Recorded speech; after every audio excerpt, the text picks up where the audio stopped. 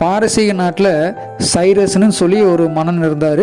அவர் தன்னோட நாட்டு செல்வத்தை பூராத்தையுமே கஜானாவில் இருந்தது பூராமே அந்த நாட்டு ஜனங்களுக்கே தான தர்மமாக கொடுக்குறாரு. அதே சமயம் நல்லா செலவு செய்கிறார், மக்களுக்காக செலவு செய்கிறாரு. பாதுகாப்புக்குன்னு படைப்பலத்துக்குன்னு சொல்லி போட்டு அவர் எந்த செலவுமே செய்யலை. அப்போது அதே சமயம் கிரீசஸ் அப்படின்னு சொல்லி பக்கத்து நாட்டில் ஒரு மன்னன் இருக்கிறான். அவன் தன்னோட பணம் மொத்தத்தையுமே கஜானாவில் இருந்தது பூரா நாட்டோட பாதுகாப்புக்கும் படைப்பலத்துக்கும் மட்டும் செலவு செஞ்சானே தவிர ஜனங்களுக்குன்னு சொல்லி போட்டு எதுவுமே அவன் செய்யலை. இந்த ரெண்டு நாட்டுக்கு இடையில போர் வந்துருச்சு. போரில் சைரஸ் தோத்துட்டார். யார் மக்களுக்கு செலவு செய்து வருவார், அவர் தோத்துட்டார். அவர் கைது செஞ்சு கூட்டிகிட்டு போகிறாரு. கூட்டிகிட்டு போய் அந்த கிரீசஸ் மன்னர் முன்னாடி நிப்பாட்டுறாங்க.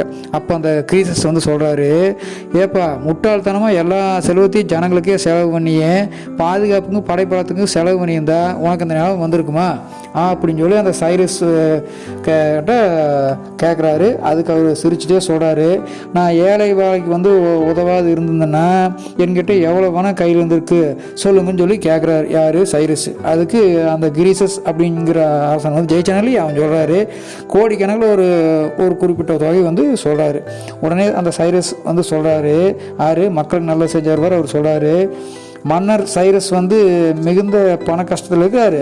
நாட்டு மக்கள் தங்களால் முடிஞ்ச உதவி நிதி உதவி அவருக்கு செய்யலாம்னு சொல்லி போட்டு என்னோட நாட்டில் நீங்கள் தண்டாரா போடுங்க அப்படின்னு சொல்லி போட்டு அந்த மக்களுக்கு உதவி செஞ்சார் அந்த மன்னர் சொல்கிறாரு.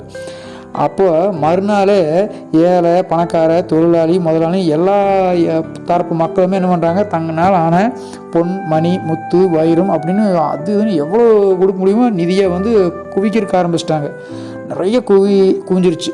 எது? நிதி. அதை பூரா கணக்கு போட்டு பார்த்ததில் அது கிரீசஸ் சொன்னான் பாரு, அந்த தொகையை விட பல மடங்கு அதிகமாக இருந்துச்சா.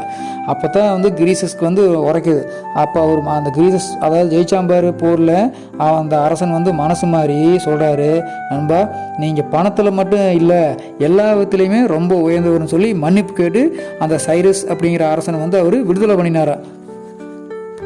அது மட்டும் இல்லை, அந்த சைரஸ் அப்படிங்கிற மன்னன் அவருக்கு கொடுத்த அந்த நிதியை பூரா திருப்பி மக்கள்கிட்டையும் கொடுத்தாரா. இந்த கதை மூலியமாக நம்ம தெரிஞ்சுக்க வேண்டிய விஷயம் என்னென்னா, மக்களிடையே நம்ம பெற வேண்டியது நல்ல நம்பிக்கையும் நல்ல மதிப்பையும் தான் அப்படிங்கிறத நல்லா தெரிஞ்சுக்கணும். கதை கேட்ட உள்ளங்களுக்கு மிக்க நன்றி.